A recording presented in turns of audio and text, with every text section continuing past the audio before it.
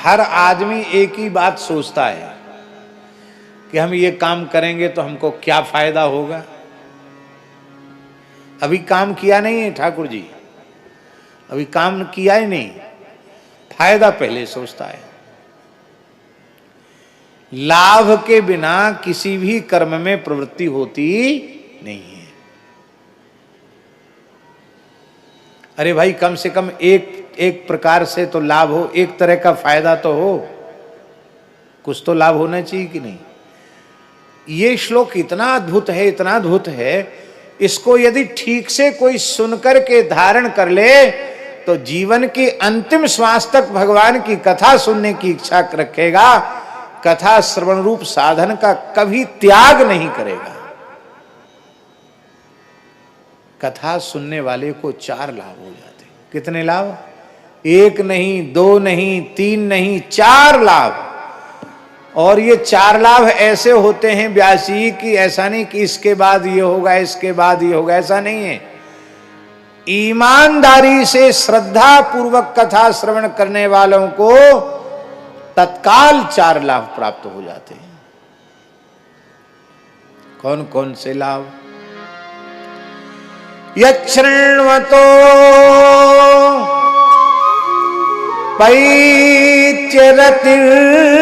पैत्यरतिर्वितृष्णा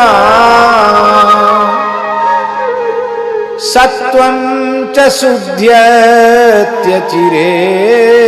पुंसा भक्तिर्हरौ तत्पुरुषे च सख्यम् तदेव हारम वद मन्यसे चेत्। बहुत प्यारी बात, बहुत प्यारी बात। श्रद्धा पूर्वक, प्रेम पूर्वक कथा श्रवण करते ही लौकिक पारलौकिक भोगों की तृष्णा मिट जाती है। ये पहला लाभ है। अब नारायण दास जी कोई ये कहे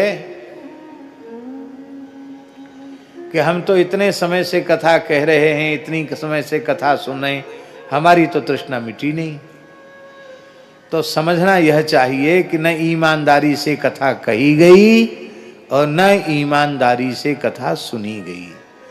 यदि ठीक से कही सुनी जाती तो पहला लाभ तत्काल होता। यत् शृण्वतो पैत्यरतिर्वितृष्णा। शृण्वता, शृण्वता माने महाराज जी, शृण्वता का अर्थ है श्रवण के अव्यवहित उत्तर क्षण में। सुना नहीं कि लौकिक पारलौकिक भोगों की तृष्णा समाप्त हो गई। अरे भैया, कथा सुनने वाला तो अति दुर्लभ मोक्ष भी नहीं चाहता है? मोक्ष कहां चाहता है? जन्म जन्म रति राम पद यह वरदान ना। जन्म जन्म क्या है? मोक्ष है क्या? जन्म जन्म रति राम पद यह वरदान ना। कुछ नहीं चाहता,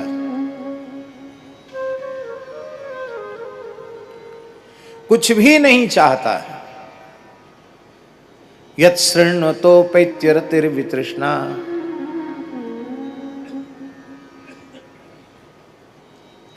लोक की और परलोक की कोई वस्तु उसे कभी नहीं चाहिए। और यही है लक्षण मुक्तात्मा का। मुक्तात्मा का लक्षण क्या है? लौकिक पारलौकिक भोगों की तृष्णा का समाप्त हो जाना, यही मुक्तावस्था है। ये प्राप्त हो जाती कथा कहने से, कथा सुनने से। दूसरा लाभ, सत्वं च शुद्ध्यत्यचिरेण पुंसः। ये दूसरा लाभ है। तत्काल अंतःकरण की शुद्धि, चित्त की शुद्धि। अन्य साधनों का अनुष्ठान करते समय चित्त की शुद्धि का कर्ता साधक होता है, किंतु जब वह श्रद्धा पूर्वक कथा श्रवण करने बैठता है तो उसकी चित्त की शुद्धि के कर्ता सर्वसमर्थ भगवान होते हैं। क्योंकि प्रविष्ट कर्ण रंध्रेण स्वानाम भाव सरोरुहम धुनोत शमलम कृष्ण सलिलस्य यथा शरत। उसके चित्त की सारी मलिनता समाप्त हो जाती है। ये दूसरा लाभ है। तीसरा लाभ भक्तिर हरऊ, भगवान में परम अनुराग हो जाता है, परम प्रेम हो जाता है।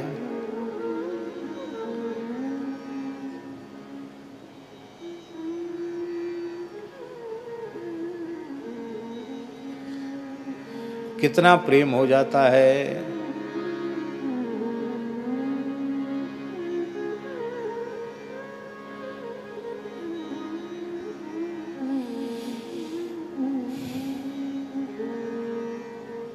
अब प्रेम की कोई माप तौल हो तो बतावें। कोई माप तौल तो है नहीं। अभी भरत चरित्र सुनना तो पता चल जाएगा कितना प्रेम हो जाता है। देखिए,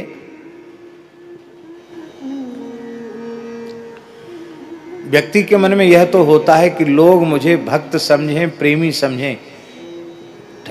राधा कृष्ण जी, ये कहीं न कहीं मन में रहता कि नहीं? लेकिन भरत जी क्या कह रहे हैं? सारा संसार हमारी घोर निंदा करे, लोग कहें गुरु साहिब द्रोही, हमारी निंदा करें,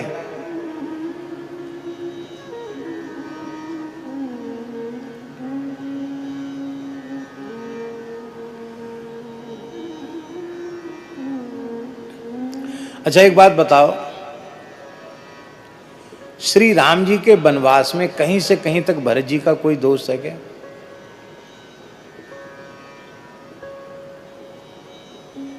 भरत जी का स्वप्न में भी कोई दोष नहीं है।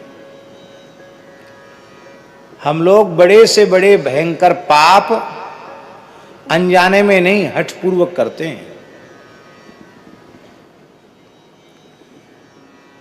और उन पापों को करने के बाद भी हमारे मन में ग्लानि नहीं होती है। हमारे दोष कोई हमारे सामने कहने लग जाए तो वो हमारा शत्रु हो जाता है, वो हमको प्रिय नहीं लगता। हमारी झूठी बड़ाई करने वाला ही हमको प्रिय लगता है। हमारे यथार्थ को कोई हमारे सामने रखे वो हमको प्रिय नहीं लगता, अच्छा नहीं लगता।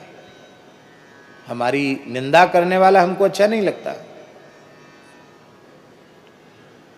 तो न तो हम अपराध करने पर अपराध को स्वीकार करते हैं और ना ही हमारे मन में ग्लानि होती है, पश्चाताप होता है।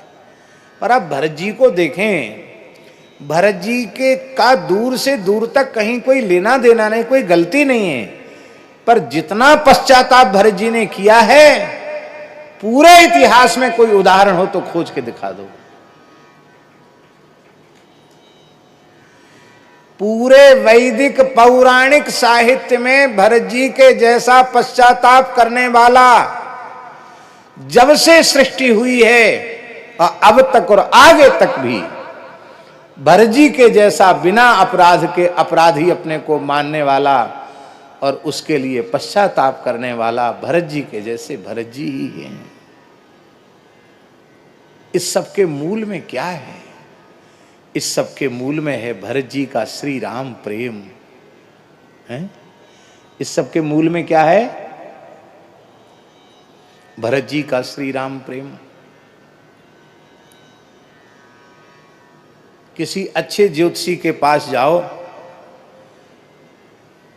ऐसे वैसे नहीं जो खेली गोल मटोल बातें करते हैं। अरे तुम लोगों पे विश्वास करते हो पर कभी कभी लोग तुम्हारे साथ धोखा करते हैं। ऐसा दुनिया में कौन है जिसके साथ कभी कोई धोखा ना करे?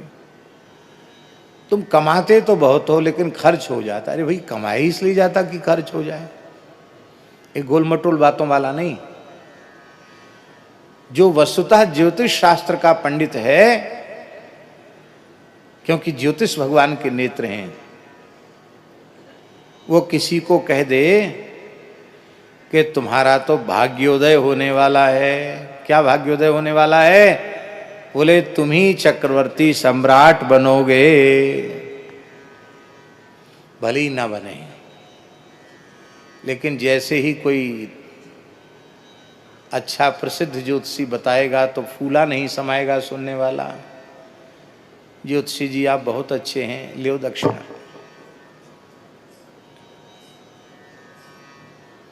इसलिए ज्योतिषी भी बढ़िया मीठी मीठी बातें करते हैं। हमारे जगदीश बाबू जी सुनाते, कहाँ जाजपुर की बात है, कहाँ की बात है, कहाँ की बात है, जाजपुर की है। जाजपुर उड़ीसा में कोई है, उसके पास के एक बहुत अच्छे ज्योतिषी थे, वहाँ की बात बाबूजी सुनाते। तो कोई मारवाड़ी वैश्य थे, उनके पास दिखाने गए। उन्होंने कहा कि तुम बहुत कंजूस हो, किसी को कभी कुछ दे नहीं सकते। तो सच्ची बात है, सच्ची घटना। और वो ज्योतिषी जी की फीस थी 500 रुपया। पुरानी बात है, 30-40 साल पुरानी बात हो है, 20 साल आगे की बात है। तो 20 साल आगे भी 500 रुपये कम नहीं होता है। तो वो मारवाड़ी महानुभाव भी उच्च कोटि के थे, उन्होंने 1 पैसा नहीं दिया। अरे बोले सेठ जी कहाँ जा रहे हो, लाओ हमारी फीस तो लाओ दक्षिणा। बोले किस बात की, कह रहे अब लिखा नहीं है यहाँ 500 रुपये।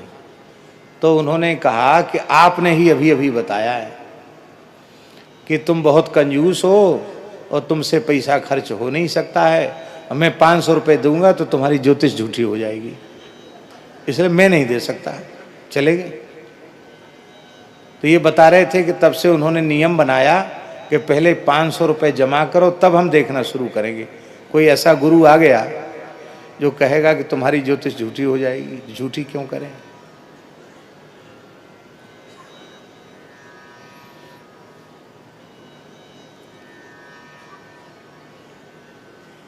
एक प्रकार से श्री भरत जी का भाग्योदय हुआ। चक्रवर्ती सम्राट का पद निर्विवाद रूप से उनको मिल रहा है। और ये बात सच्ची है व्यासी, ज्योतिष शास्त्र के अनुसार भरत जी को प्रबल राजयोग उपस्थित हुआ। लेकिन धन्य है श्री राम प्रेम, क्या कहना है।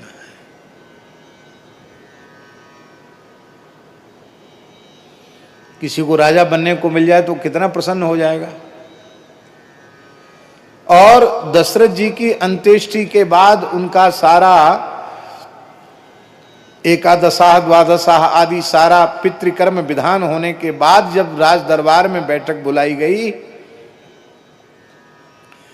तीनों माताएं कह रही हैं, मंत्री कह रहे हैं, सभी मंत्री कह रहे हैं, सभी ऋत्विज कह रहे हैं, और श्री गुरु वशिष्ठ जी भी आज्ञा दे रहे हैं कि अब तुम्हें अपने पिता के सत्य की रक्षा करने के लिए अयोध्या के राज सिंहासन को स्वीकार कर लेना चाहिए।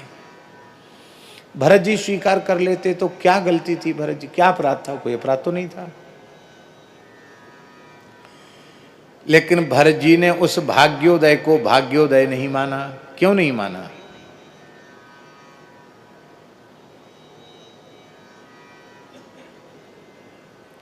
सुनिए ध्यान से।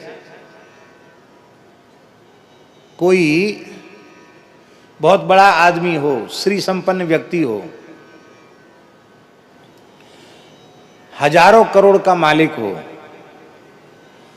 और अकस्मात कोई ऐसी विपत्ति आ जाए कि 100-500 करोड़ का घाटा उसको हो जाए, तो विकलता होगी कि नहीं होगी? भाई इतना बड़ा आर्थिक नुकसान कैसे अकस्मात हो गया, हम डगमगा गए, कैसे अब संभल पाएंगे? और उस व्यक्ति को कोई कहे कि भगत जी ज्यादा चिंतित दुखी मत हो, ले 10 रुपया। जिसको 1500 करोड़ का घाटा हुआ है, उसको 10-20 रुपए देकर कोई उसके दुख को दूर नहीं कर सकता। ये तो सामान्य उदाहरण की बात हुई। भरत जी श्री राम जी के चरण कमलों की प्राप्ति को ही संपत्ति मानते हैं और उस श्री राम प्रेम के आगे अयोध्या का राज्य सिंहासन तो 2 कौड़ी के जैसा है भरत जी के सामने। उन्होंने कहा मेरा सर्वस्व लुट गया और आप कौड़ियों में हमको राजी करना चाहते हो। ये सिंहासन कौड़ी है मेरे, 2 कौड़ी का भी नहीं मेरे लिए।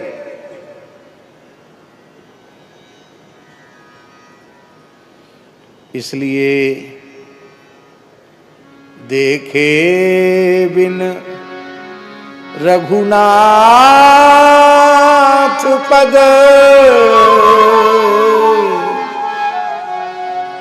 जिय की जरनी ना जाए। इसको कहते हैं प्रेम।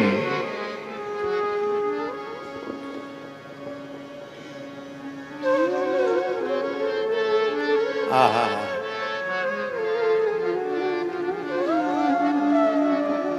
मागऊ भीख त्याग निज धर्म आरत काहि न करे कुकर्म। क्षत्रिय को मांगना नहीं चाहिए, पर भरत जी कहते मैं आर्त हूं, मैं भीख मांगता हूं, अपने धर्म का त्याग करके भीख मांग रहा हूं। किससे भीख मांग रहे हैं? देखत श्यामल धवल हिलोरे पुलक शरीर भरत कर जोरे। इसका आशय मनमोहन शरण जी क्या है? वो वस्तुतः तीर्थराज प्रयाग से नहीं मांग रहे हैं, श्यामल धवल हिलोरे के रूप में श्री सीताराम जी से ही मांग रहे हैं। आहा, अर्थ न धर्म न काम रुचि गति न चाहूं निर्वाण। जन्म जन्म रति राम पद यह वरदान नाम सीताराम चरण रति मोरे। अनुदिन बनऊं अनुग्रह तोरे।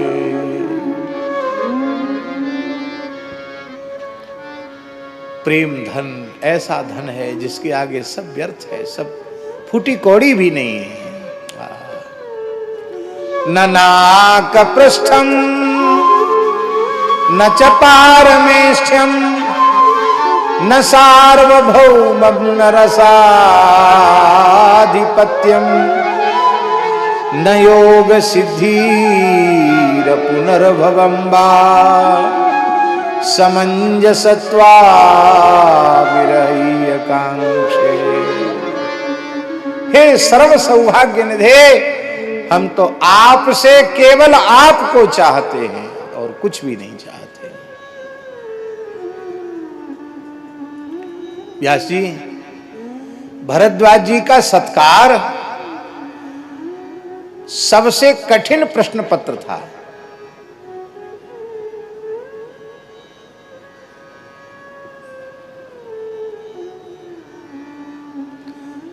ब्रह्मलोक तक का वैभव महर्षि ने अपने संकल्प बल से प्रयाग की धरती पर प्रस्तुत कर दिया।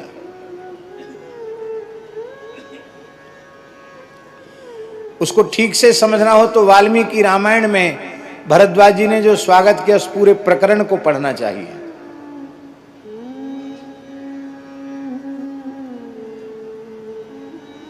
अयोध्या के लोग कम प्रेमी नहीं थे, बड़े श्री राम प्रेमी थे, जन्मजात श्री राम प्रेमी थे।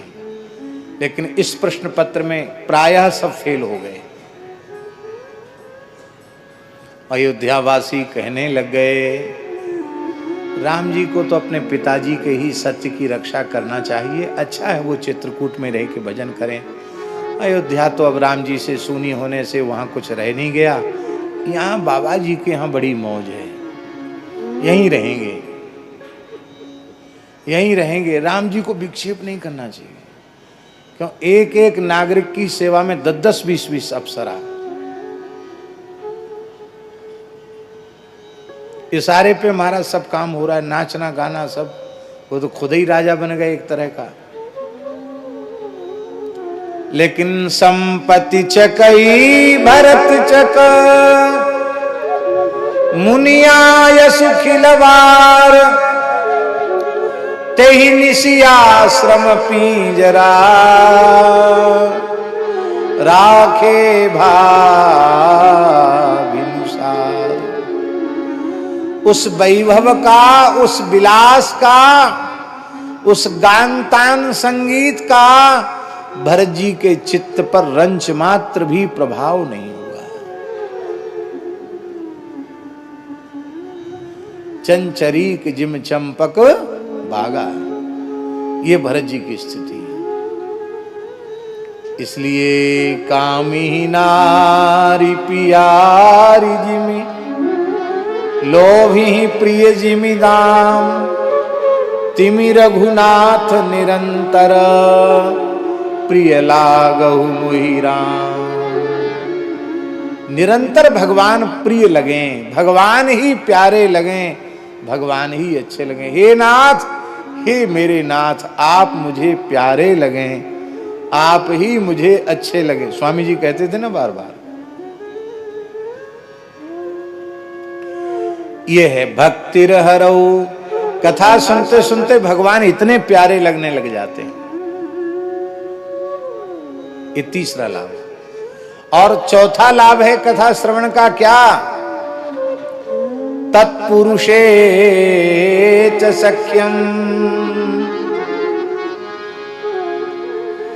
कथा श्रवण करने वाले का प्रेम देह गेह में आसक्त, कुटुंब में आसक्त विषयी भोगी प्राणियों से उसका प्रेम नहीं रह जाता।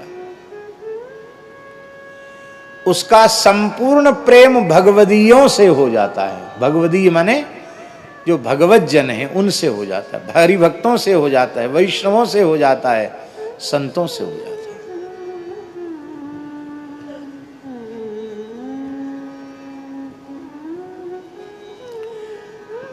महाराष्ट्र में एक राजा था। महाराष्ट्र की धरती बड़ी पवित्र है, बड़े श्रेष्ठ श्रेष्ठ भक्त महाराष्ट्र में हुए हैं।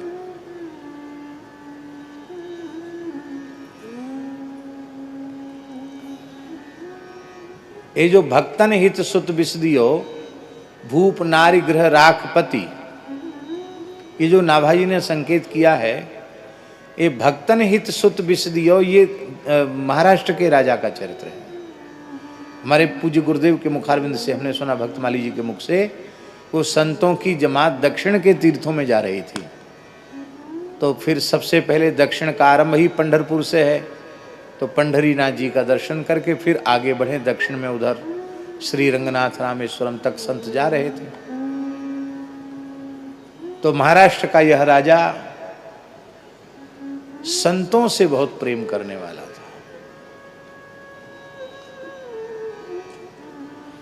संतों की भी व्यासी ऐसी मंडली थी कि उस मंडली में कथा कीर्तन की धूम छाई रहती, धूम मची रहती थी। तो राजा को बड़ा सुख मिला, उसका तो प्रेम था संतों से। तत्पुरुषे च सख्यम। तो किसी न किसी युक्ति से संतों को रोकता, बोलता महाराज आप आए हो, आपने बड़ी कृपा की। अभी तो बसंत ऋतु का आरंभ हुआ है, चैत्र का महीना चल रहा है, आप बासंती नवरात्रि कहीं न कहीं तो करेंगे ही। हमारा बड़ा मनोरथ है कि इस बार आपके जमात के ठाकुर जी का श्री रामनवमी महोत्सव इसी महल में मनाया जाए। 9 दिन तक खूब राम कथा हो, रामनवमी को खूब सुंदर उत्सव हो, बधाई हो, कितना अच्छा रहेगा। तो संतों ने आपस में चर्चा की कि ठीक कह रहा है राजा, पता नहीं अपने यात्रा के क्रम में कहाँ रहेंगे, पंजीरी और पंचामृत का भी प्रबंध ठाकुर जी के उत्सव में हो पाएगा कि नहीं हो पाएगा। रामनवमी तो यहीं करना चाहिए। रामनवमी हो गई। अब साधुओं ने अपना आसन बासन उठाया, राजा ने कहा महाराज जी एक प्रार्थना है। क्या? बोले राम जी का उत्सव मनाओ और हनुमान जी का न मनाओ तो बात ठीक नहीं है। चैत्र पूर्णिमा को हनुमान जी की जयंती है।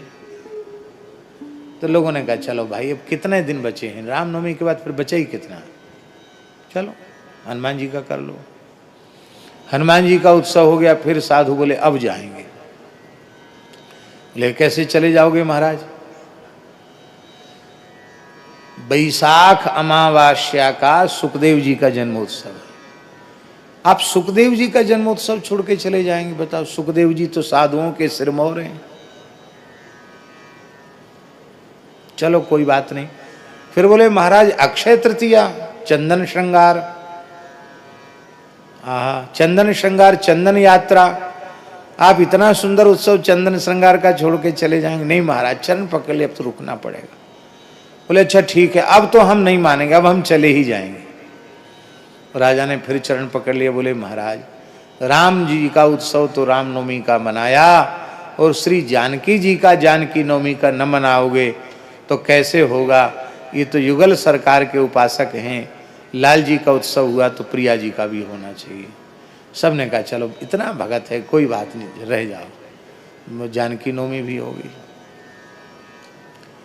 बैसाख में भी नहीं जाने दिया। ज्येष्ठ आया, फिर चरण पकड़ लिए। महाराज गंगा दशहरा है, गंगा दशहरा को तो बिल्कुल नहीं जाने देंगे। कहां से संत गंगा चलकर यहां आई और हम सत्संग में स्नान करेंगे और गंगा जी चली जाएं उत्सव के समय? बिल्कुल नहीं महाराज, हमारी छाती पर पैर धर के भले चले जाओ, हम नहीं जाने देंगे।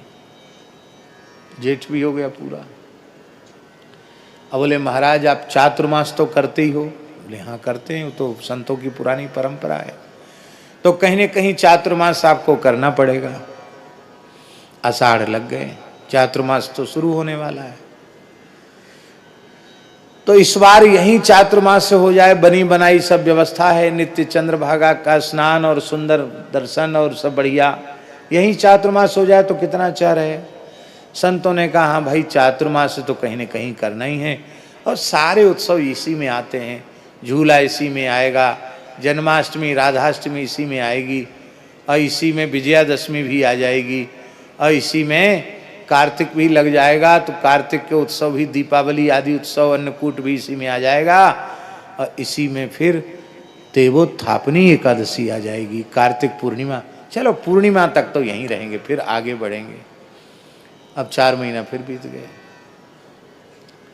संतों ने कहा बहुत दिन हो गए, इतने दिन हम कहीं रुकते नहीं हैं, ये तो बड़ा विचित्र राजा है, ऐसा भक्त तो हमने देखा नहीं। अब ऐसा करो तो चल ही पड़ो यहाँ से, ज्यादा चक्कर में नहीं फंसना चाहिए किसी के। राजा फिर रोने लग गया। बोले महाराज हमारा बहुत लंबे समय से मनोरथ है कि कभी हम भी श्री सीताराम जी का विवाह महोत्सव करें। अब अगहन शुक्ल पंचमी श्री सीताराम विवाह महोत्सव, रस महोत्सव, इसे छोड़ के आप कहाँ जाएंगे? फिर माघ पूस रोक लिया, संक्रांति कह के रोक लिया, और इसके बाद खिचड़ी महोत्सव कह के रोक लिया, और इसके बाद फिर बोले महाराज होली खिलाए बिना तो नहीं जाने दें। फिर कौन आ गया? होली के बाद फिर क्या आएगा? फिर चैत्र आएगा। आ गया चैत्र। बोले अब महाराज अब रामनवमी। बोले अब देखो साल भर होगी, अब हमने अब नहीं मान सकते। बोले अच्छा महाराज ऐसा करो बाल भोग करके चले जाना। बोले बाल भोग नहीं, पानी तक नहीं पिएंगे तुम्हारे यहाँ, अब जाए नहीं। बाल भोग कर लेंगे तो कहोगे कि राजभोग करके जाना, राजभोग कर लेंगे तो कहेंगे महाराज ब्यारू करके जाना, और ब्यारू करके कहेंगे तो फिर तो बाल भोग राजभोग कभी बंद थोड़ी होना है, जब तक शरीर ये तो चलता रहेगा। इसलिए अब हम तुम्हारे चक्कर में फंसने वाले नहीं हैं। जिस घर में पैदा हुए उसके तो हुए नहीं, उसको छोड़ छाड़ के लात मार के चल दिए, ठुकरा के चल दिए संसार के बंधन को। अब तुम्हारे जैसे भगत के चक्कर में फंसना अच्छा नहीं, अब तो हम चले जाएंगे। मान नहीं सकते। व्यासी राजा को इतनी तीव्र पीड़ा हो गई, संतों से इतना प्रेम हो गया था, उसे लगा कि मिचरत एक प्राण हर लेही, मिलत एक दुख दारुण देही। आज तो मेरे प्राण ही निकल जाएंगे। महाराज जी राजा बेहोश होके गिर गया, मूर्छित हो गया राजा।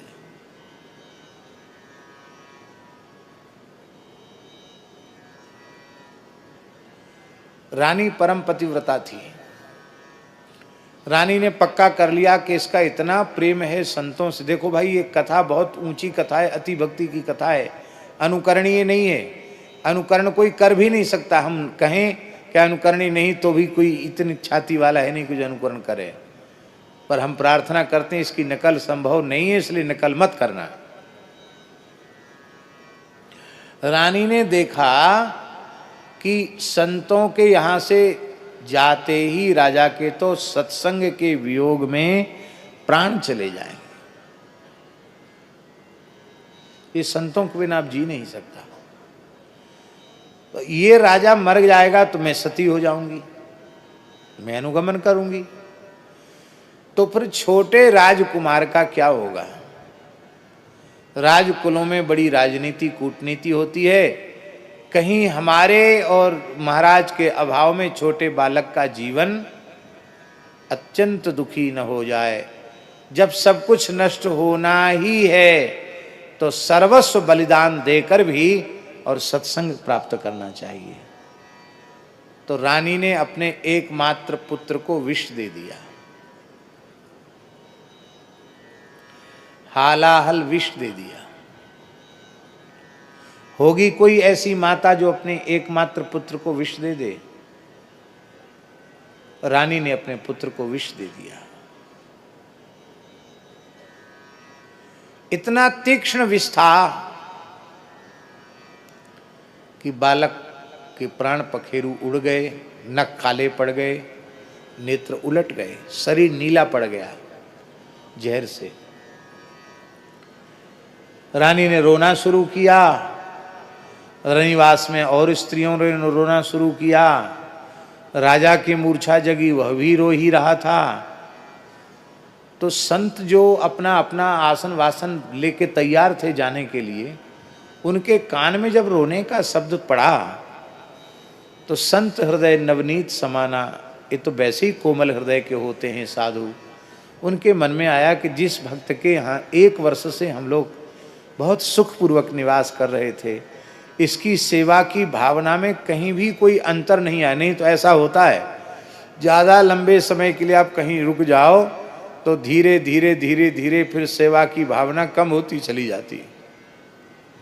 ऐसा होता है, इसलिए ज़्यादा कहीं रहना भी नहीं चाहिए। ऐसा भी एक नियम है कि कोई ऐसा ना समझे कि हमारे ऊपर अब भार पड़ गई है, तो लद पड़े हमारे ऊपर, ले अब इनको झेलना ही पड़ेगा, क्या करें।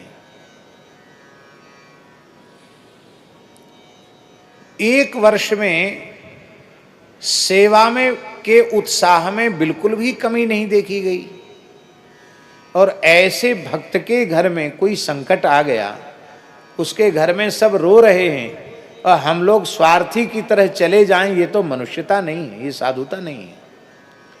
तो सब संत महल में प्रवेश कर गए। करे क्या हो गया भाई? अरे ये राजकुमार खेलता था, ये क्या हो गया? ये तो मर गया, इसको जहर किसने दे दिया? संतों ने देखा है तो विष का प्रभाव इसके शरीर पर, देखा तो बालक तो मर गया, ये विष किसने दिया?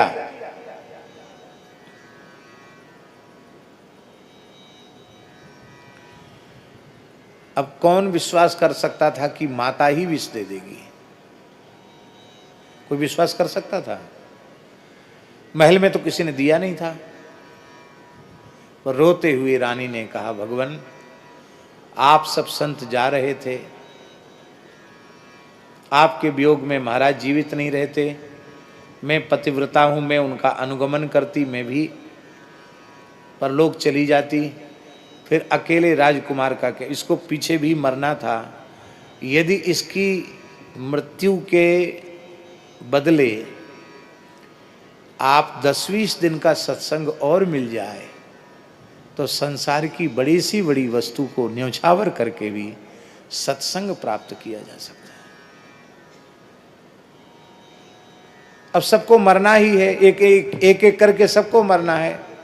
तो अब पुत्र मर गया यह खबर सुनकर आप कम से कम 10-20 दिन तो नहीं जाएंगे, हमको ढाढ़स देने के लिए यहां रहेंगे। इतना सुनते ही संत रोने लगे। उन्होंने कहा अब धक्का देकर घर से निकालोगे तो भी नहीं जाएंगे। ऐसे भक्त प्रेमी संत प्रेमी के घर में तो 4 धाम सप्तपुरी ऐसे भक्त के घर में ही निवास करते हैं। और अब कोई मरेगा नहीं, बालक भी नहीं मरेगा, मर तो गया और ये जीवित हो जाएगा। संतों ने भगवान का चरणामृत लिया और अकाल मृत्यु हरणम सर्वव्याधि विनाशनम विष्णो पादोदकम पीत्वा पुनर्जन्म न विद्यते। जैसे ही उस मृत बालक के मुख में चरणामृत डाला, महाराज जी चरणामृत डालते ही बालक जैसे सोकर उठ के बैठ गया। विष का कोई चिन्ह कोई प्रभाव उसके शरीर पर नहीं रह गया। और संतों ने अपने कटिपट खोल दिए, अपने आसन बासन सब पटक दिए और महंत जी बोले, मोहनदास जी महंत जी बोले, अब हम तो इस भक्त के घर को छोड़ के अब कहीं जाएंगे नहीं, किसी तीर्थ धाम में नहीं जाएंगे, यहीं जीवन भर सत्संग करेंगे। जिसको सत्संग से इतना प्रेम है कि सत्संग के लिए एकमात्र पुत्र को न्योछावर कर दिया, तो ऐसे घर को छोड़ के अब हम कहीं नहीं जाएंगे। तुम लोगों की तीर्थ यात्रा का मन हो तो तुम लोग आगे चले जाओ, हम यहां से आगे नहीं जाएंगे। तो वहां महाराज जी प्रियादासी ने लिखा है कि जो प्रेम रस में भीजे हुए थे वे फिर कहीं नहीं गए, वे तो सब वहीं रह गए। कुछ एक ऐसे भी थे जो कहते थे चलो जो हुआ सो हुआ, अब हम तो आगे जाएंगे। तो जमात तो वहीं बंद हो गई। इसको कहते हैं तत्पुरुषेच सख्यम।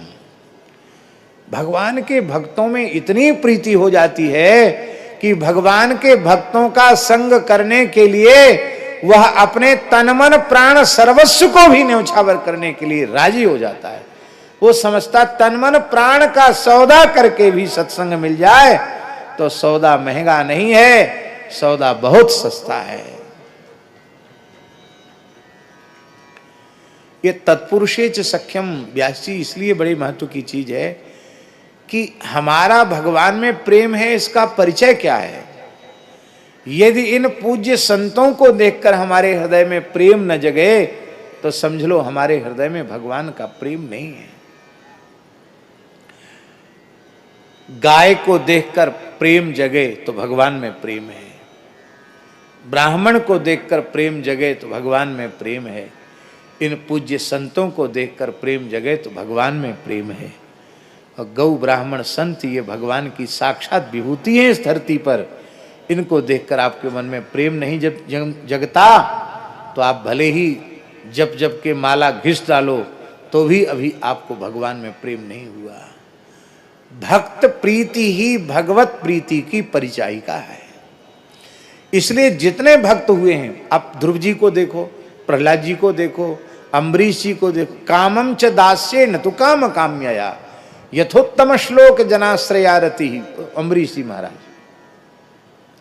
प्रहलाद जी महाराज को देख लो, ध्रुव जी महाराज को देखो, महाभागवत श्री वृत्त जी महाराज को देख लो। ममोत्तम श्लोक जने सुसख्यम संसार चक्रे भ्रमतस्व कर्मभिः त्वन्माययात्मात्मज दारगे स्वासक्त चित्तस्य नाथ भूयात्। हे नाथ, आपके जो प्राण प्यारे भक्त हैं उनमें हमारी प्रीति हो जाए, देह गेह में आसक्त पुरुषों में हमारी प्रीति न हो। बोलो भक्तवत्सल भगवान की जय। तत्पुरुषे च सख्यम। भगवान में प्रेम, भगवान के भक्तों में प्रेम हो जाता है। संत श्री मलुकदास जी कहते हैं, संतन को आवतन रखी लीजे कंठ लगाए, हित कर भोजन दीजिए सादर शीस नवाए। दाल भात की भक्ति है बातन की नाही, मन माने तो कीजिए बूझिए रे माही। हाथ जोड़ खड़े हुजिए जब साधु आवे, शीस काट दीजे बेखटका जब हरि जस गावे। भोजन आदर भावते ले आगे धरिए, जो परमेश्वर चाहिए तो जीवत मरिए। तीन लोक में सारे टुकड़ा अरु पानी, कह मलूकते तरी गए जिन यह मति ठानी।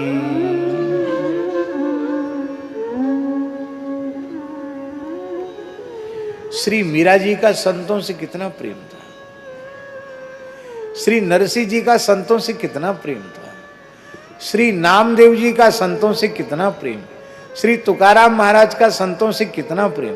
आप एक भी चरित्र ऐसा बता दो महान भक्तों के चरित्रों में जिनकी संत प्रीति न हो, खोजने से मिलेगा? एक भी नहीं मिलेगा।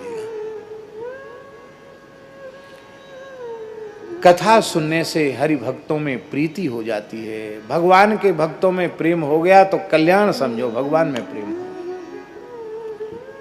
तो कितने लाभ हो गए? 4 लाभ कथा सुनने से।